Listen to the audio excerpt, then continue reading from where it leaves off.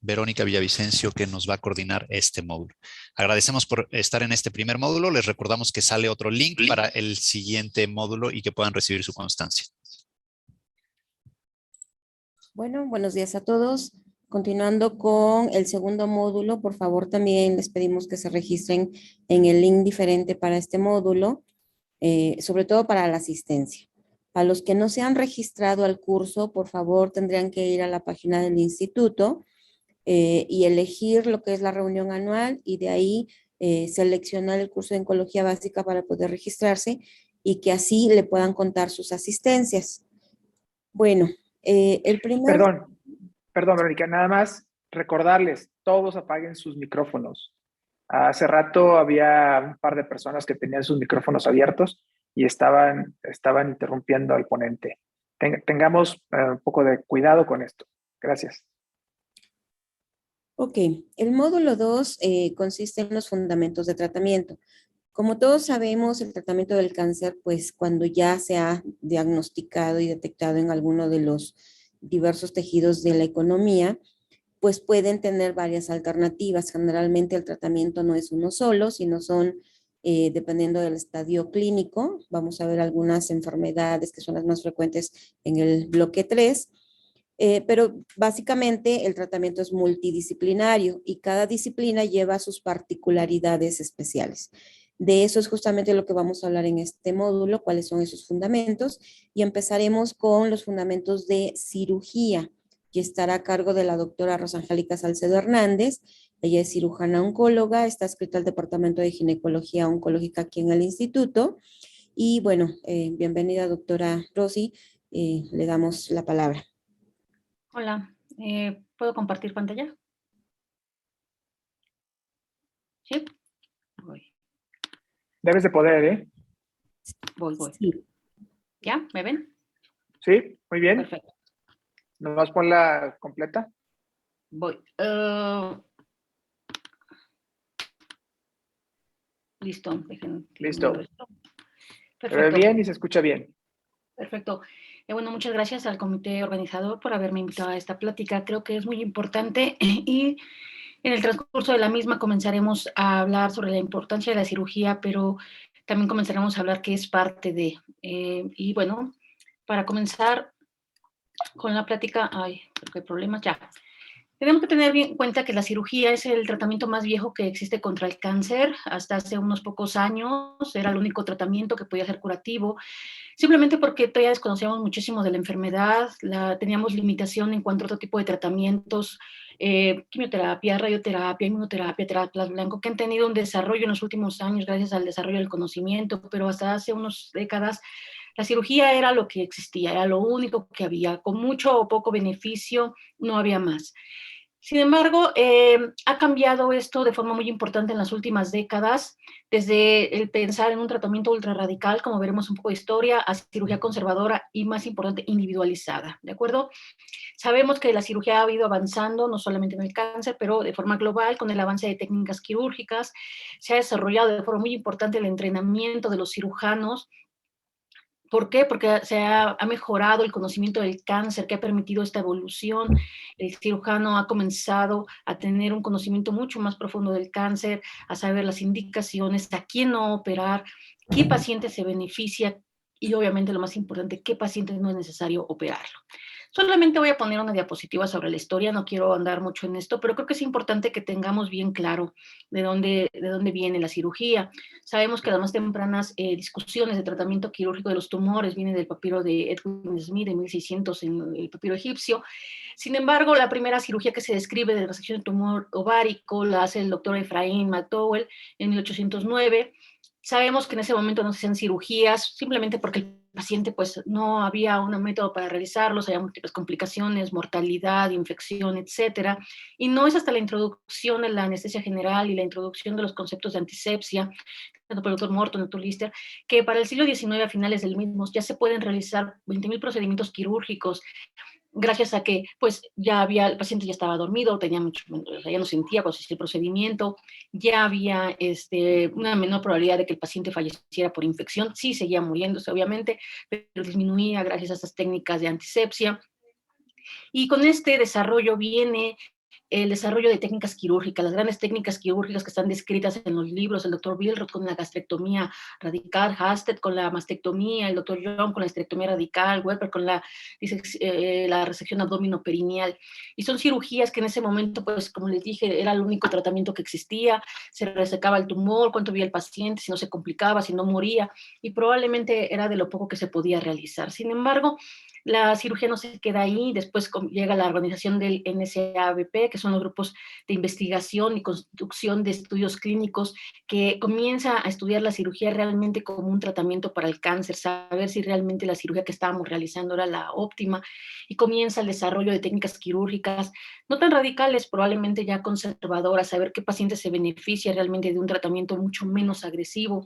Comienza el desarrollo tecnológico de instrumentos de grapeo, energía, técnicas de microcirugía. También viene el desarrollo, el boom del cuidado posquirúrgico, manejo por terapia intensiva, conocimiento de la enfermedad, el entrenamiento del cirujano con respecto no solamente al conocimiento del cáncer, sino con el conocimiento del tejido, el manejo del mismo, el saber hasta dónde podemos llegar y realmente qué beneficio estamos dando con dar un tratamiento ultra radical. Y todo esto pues nos lleva al momento en el que nos encontramos ahorita, que es muy interesante. Como sabemos y como comentaron, la cirugía oncológica es parte integral de la atención del cáncer. Sabemos muy bien que somos parte de un engranaje para el tratamiento del mismo. El conocimiento de la enfermedad y la realización de una adecuada cirugía, aquí quede muy claro, la indicación de la cirugía, el saber qué paciente se va a beneficiar y lo más importante, qué paciente no debe ser operado, permite que el paciente obtenga la mejor atención médica. ¿Y por qué es importante la cirugía? Porque sabemos que un 80% de los pacientes con cáncer requerían algún tipo de intervención quirúrgica de su enfermedad. Como veremos ahorita más adelante, no solamente la cirugía puede ser tanto diagnóstica para el tratamiento, también puede ser para paliación, para resolver complicaciones propias de la enfermedad o del tratamiento, para reconstructivas en su momento, para tratamiento.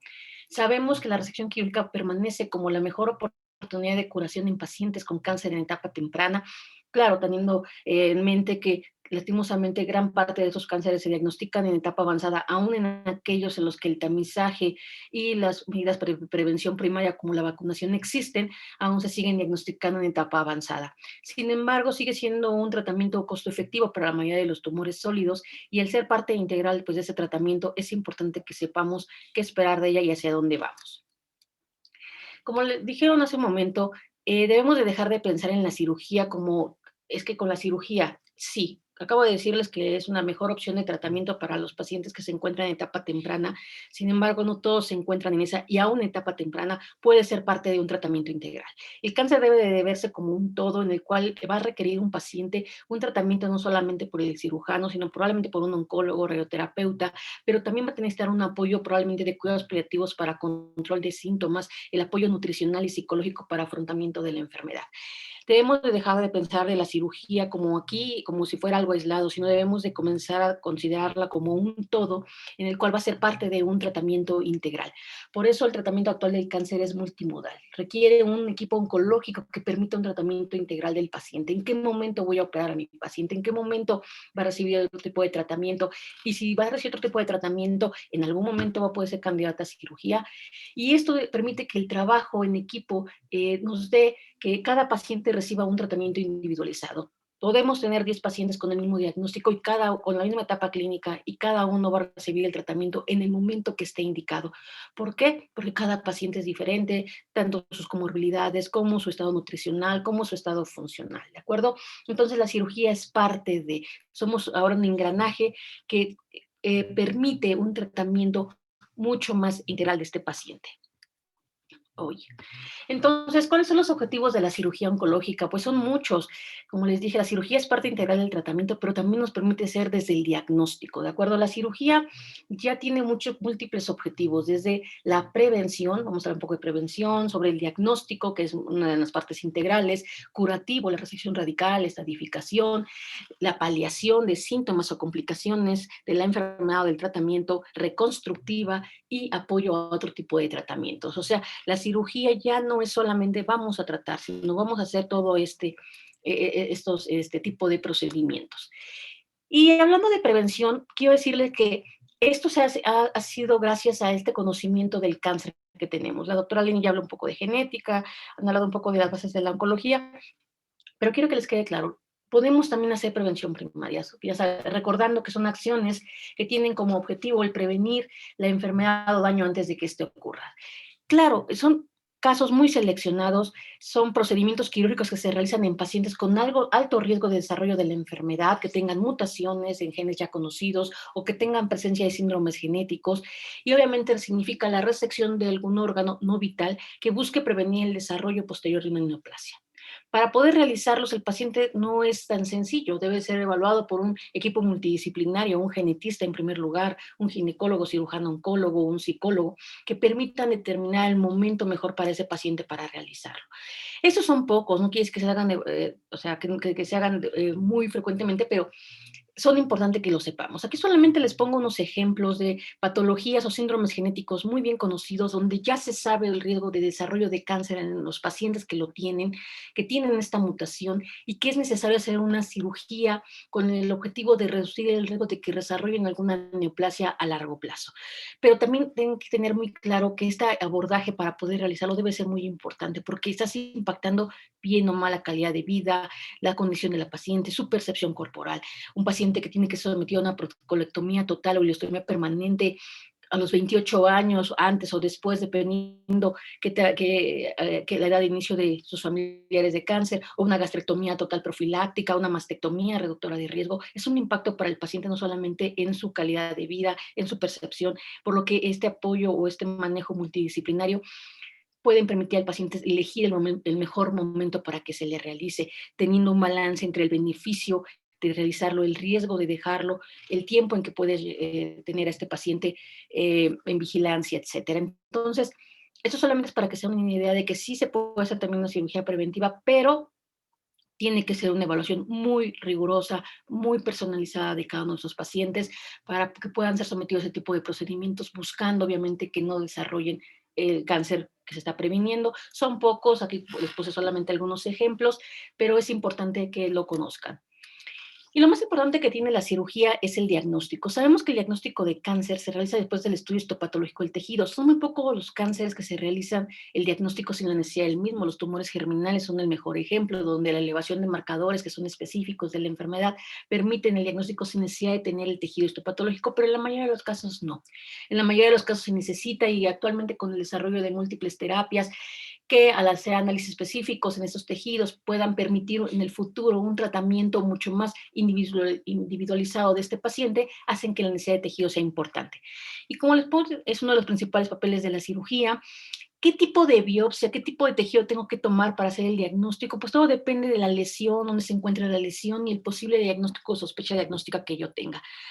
Porque es importante saber que decidir el tipo de biopsia y la incisión que voy a realizar puede influir en el tratamiento definitivo, y va a haber lesiones como los tumores pélvicos donde si se sospecha que está confinado al órgano o que es resecable, no está indicado hacer biopsia, sino la resección de la lesión ovárica con la subsecuente envío de estudio transoperatorio para un diagnóstico va a ser lo indicado. Entonces, es conocer la enfermedad, saber qué cáncer estoy sospechando, saber qué neoplasia y saber qué tipo de biopsia o qué tipo de abordaje debo de realizar para tener el diagnóstico de esta paciente, porque esto puede influir en el tratamiento posterior de la misma.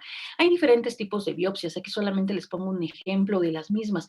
Obviamente, las más conocidas son la biopsia por aspiración de aguja fina, puede hacerse de forma guía, o sea, dirigida por el cirujano, hacerla directamente una lesión palpable, aunque últimamente se hacen ya más dirigidas por ultrasonido para biopsiar la zona más sospechosa de la lesión, que permitan un diagnóstico mucho más preciso, o una biopsia Trucut, que es la obtención de tejido a través de una aguja cortante gruesa que permite obtener suficiente tejido para diagnóstico y estudio de inmunohistoquímica en lesiones palpables de mama, o también guiadas por algún tipo de imagen.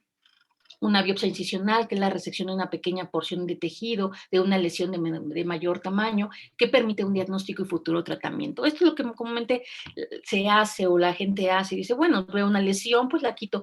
No es tan sencillo. O sea, cuando tenemos sospecha de alguna lesión, tenemos que tener qué posibilidad diagnóstica tengo, qué tipo de biopsia tengo que hacerle, porque puede influir en el tratamiento futuro de este paciente. A lo mejor yo pienso, es que ya le hice el diagnóstico, pero no, probablemente el tipo de incisión que hice, el tipo de biopsia que hice, a lo mejor no tomé tejido sano o el tejido sano necesario adyacente que me permitiera hacer una evaluación de las características de la lesión, profundidad de invasión, que no me van a permitir un futuro tratamiento adecuado al paciente, y a lo mejor no le estoy haciendo, como dicen, el diagnóstico del paciente, a lo mejor le estoy evitando tener un tratamiento adecuado posterior. Entonces, cuando tenemos sospecha de alguna lesión, el sospechar una lesión es bueno, pero si no sabemos cómo hacer el diagnóstico o cómo saber una biopsia, pues mejor la referencia a un especialista es la mejor opción.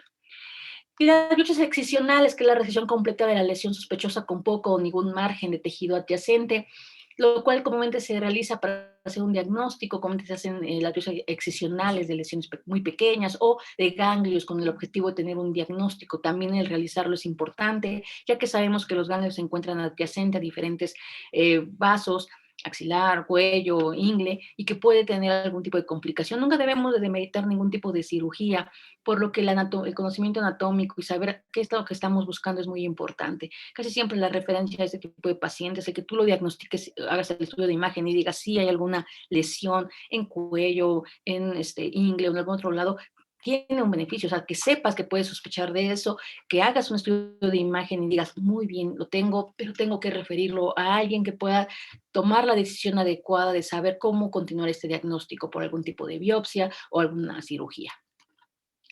Y pues el más importante de la cirugía pues es el tratamiento, lo que ha venido desarrollándose desde hace años, como les puse en la historia hasta este momento, el tratamiento. O sea, y pues siempre quisiéramos decir que tiene como objetivo ser curativo, pero no en todos los casos, o sea, como se los comenté al principio, pero sí como parte del tratamiento multidisciplinario de un paciente.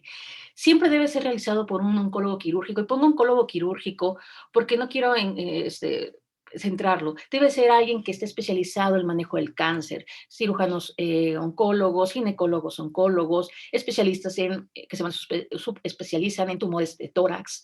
Entonces, o gente que se especializa en tumores de cabeza y cuello. Entonces lo pongo por eso, que sea un oncólogo quirúrgico, alguien que sepa del cáncer, ya que la extensión del procedimiento quirúrgico va a depender del sitio anatómico de origen y de las áreas de diseminación conocidas, y para eso tienes que conocer la enfermedad. El papel de la cirugía es diferente en cada tipo de tratamiento. Puede ser un tratamiento quirúrgico definitivo si es una lesión que está en etapa temprana, puede ser un cáncer de tiroides que se encuentra confinado a la glándula, un cáncer de piel vasocelular, una cirugía, una esterectomía radical en un cáncer cervicouterino en etapa temprana, pero también puede ser tener como objetivo ser citorreductor. ¿Qué significa eso? Resecar toda la enfermedad visible en aquellas neoplasias en las que tiene un beneficio, como el cáncer de ovario, donde mientras la enfermedad sea resecable, el resecar toda la enfermedad y dejar a la paciente sin enfermedad visible tiene un beneficio en la supervivencia del paciente. Y en casos mucho más seleccionados, la resección de metástasis. Sabemos muy bien, cuando pensamos en una paciente en etapa 4, que es cuando hay enfermedad metastásica, pues pensamos no hay un beneficio en la cirugía, pero va a haber casos seleccionados en patologías específicas donde muy probablemente sí tenga un beneficio, pero ese conocimiento y esa individualización del tratamiento es lo que puede hacerlo un equipo multidisciplinario. Y una cosa importante del tratamiento siempre debe ser pensando en la selección del paciente que se beneficia del tratamiento quirúrgico. No todo paciente se va a beneficiar desde el simple hecho que no se pueda operar.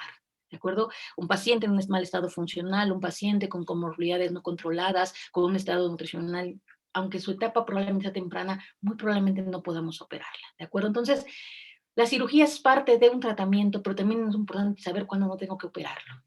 Y un balance entre la morbilidad y el beneficio de ese tratamiento que yo le voy a ofrecer a mi paciente y el impacto en la calidad de vida, porque ahorita no solamente debemos de buscar esa mejoría en desenlaces comunes como la supervivencia global o la supervivencia libre de enfermedad, sino también en el impacto en la calidad de vida que yo le estoy ofreciendo a mi paciente.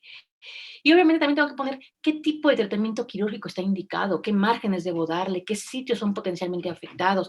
Y con la evolución de la cirugía que ha habido, y como veremos un poco más adelante, de esta cirugía ultra radical, a lo mejor a menos radical, o si realmente la radicalidad, cuándo está indicada y cuándo tiene este beneficio, debe hacerlo alguien que esté entrenado para poder realizarlo.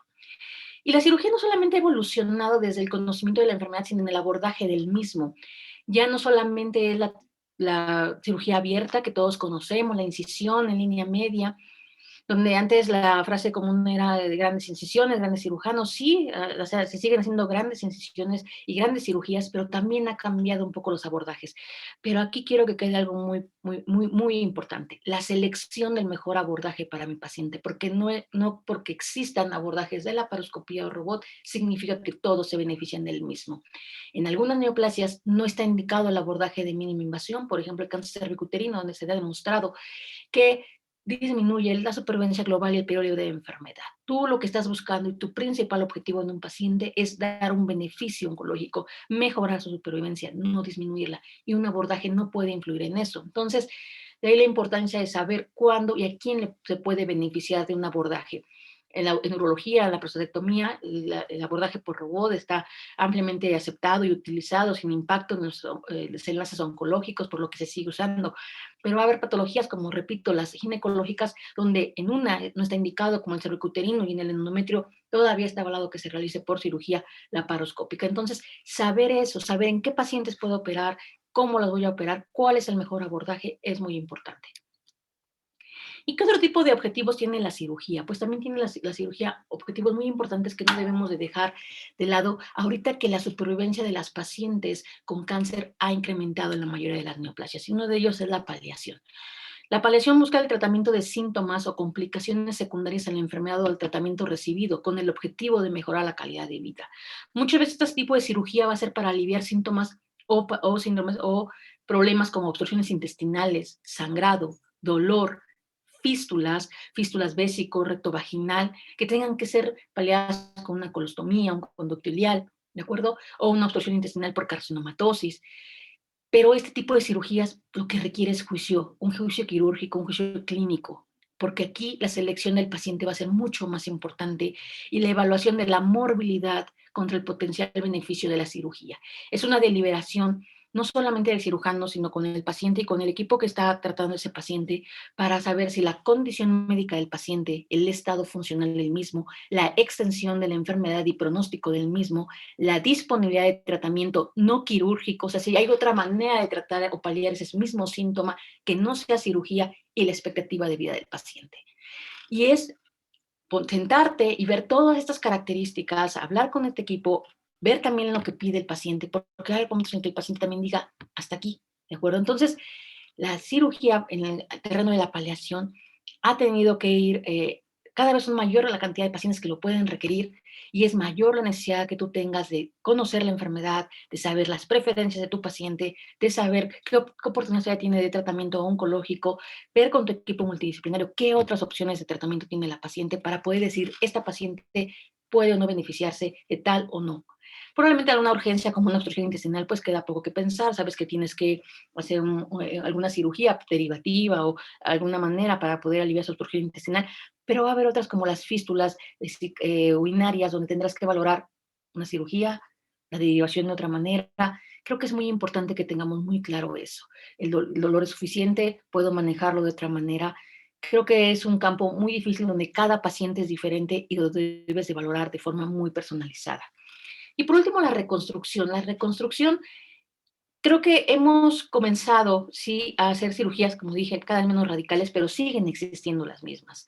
Y la reconstrucción de defectos anatómicos secundarios al tratamiento con el objetivo de mejorar la función o la apariencia son importantes, principalmente en regiones como la piel, cabeza y cuello, pero muchas veces ya, o mama, pero ya se ha visto que el cirujano oncólogo no puede ser todo, ya requiere el apoyo de un cirujano plástico y reconstructivo que también se especialice en pacientes con cáncer. ¿Por qué? Porque tenemos que comenzar a seguir trabajando en un equipo multidisciplinario que te permita el mejor desenlace para ese paciente. Sí, usamos complejos locales que pueden hacerlo un cirujano oncólogo, pequeños locales, uso de injertos, pero cuando se habla de un defecto mucho mayor, cuando sabemos que muy probablemente va a tener un mejor beneficio con el apoyo de un cirujano plástico reconstructivo, creo que es la mejor elección. ¿De acuerdo? Y el apoyo a otros tratamientos. La cirugía oncológica no va, como les dije, a hacer todo, pero también es parte de un equipo y podemos ayudar a colocar vías de acceso para la administración de quimioterapia, ya sea puertos, catéteres de administración, de quimioterapia intraperitoneal, no solamente en ovario, también en cáncer gástrico están incrementando o usando terapias de administración de quimioterapia sistémica con intraperitoneal para la carcinomatosis en cáncer gástrico. Y obviamente vas a requerir un entrenamiento para la colocación de estos catéteres, un adecuado seguimiento para la detección de posibles complicaciones. Recuerden que nada es inocuo. La cirugía tiene riesgos, tiene beneficios, y colocar también un catéter para administración de tratamiento también tiene riesgos, como trombosis, disfunción del mismo, infección, etcétera. ¿De acuerdo? Oye, creo que ya. Entonces, creo que la cirugía oncológica debemos dejar de verla como algo independiente. Creo que debe de ser algo que es parte de un tratamiento, es una pieza más de este rompecabezas del tratamiento del cáncer. Y el cirujano oncólogo o el oncólogo quirúrgico tiene un entrenamiento para el manejo de las diversas neoplasias, principalmente de los tumores sólidos. Apoyamos en el diagnóstico a lo mejor de lesiones o neoplasias hematológicas, pero hasta ahí quedamos, o resolución de alguna complicación, pero prácticamente es el manejo o el tratamiento de los tumores sólidos. Se ha evolucionado hacia una especialización. Probablemente hay lugares donde, como nosotros en nuestro país, donde los cirujanos oncólogos en el interior de la República, debido pues, a falta de recursos o acceder a los servicios de salud, son pocos y deben de tratar una gran cantidad de neoplasias, pero cada vez en algunos centros, como los institutos, se comienza a hacer una especialización. Cirujanos que se dediquen a patologías específicas que les permitan un entrenamiento, un desarrollo de técnicas mucho más especializadas con el objetivo de mejorar un pronóstico del paciente, ¿de acuerdo? Y hemos visto que es importante, ¿por qué? Porque el entrenamiento o quien te trate tiene un impacto directo en el pronóstico del paciente. Es muy diferente que sea tratado por alguien que no esté entrenado en oncología a que alguien lo tenga. Hay muchos estudios en diferentes patologías donde se ha visto que el que se ha operado o que se haga un procedimiento quirúrgico oncológico por un cirujano oncólogo, ginecólogo oncólogo o por un cirujano general o ginecólogo general impacta. Va a tener mucho menor morbilidad, mortalidad, el que lo haga en manos expertas, obviamente, y lo más importante, va a tener una mejoría o impacto en la supervivencia de tu paciente. En el cáncer de ovario, por ejemplo, que te opere un cirujano oncólogo, un ginecólogo oncólogo, impacta. ¿Por qué? Porque hay mucho mayor probabilidad de que tu paciente quede sin enfermedad residual.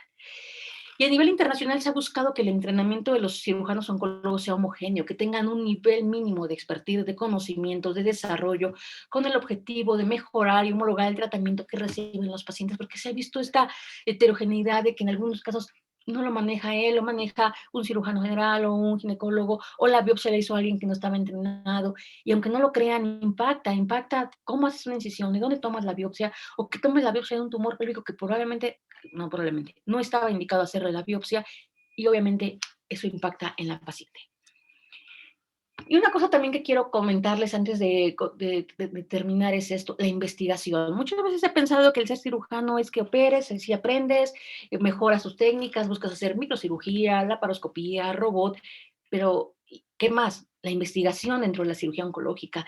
Como les dije, desde Fisher, que desarrolla el NSBAP, y comienza a hacer los primeros estudios buscando que sean cirugías menos radicales, que tengan un mismo beneficio o que tengan un adecuado control oncológico, se ha ido evolucionando desde que se vio que la excisión mesorrectal tenía un impacto en la recurrencia, en la supervivencia, en los cánceres rectales.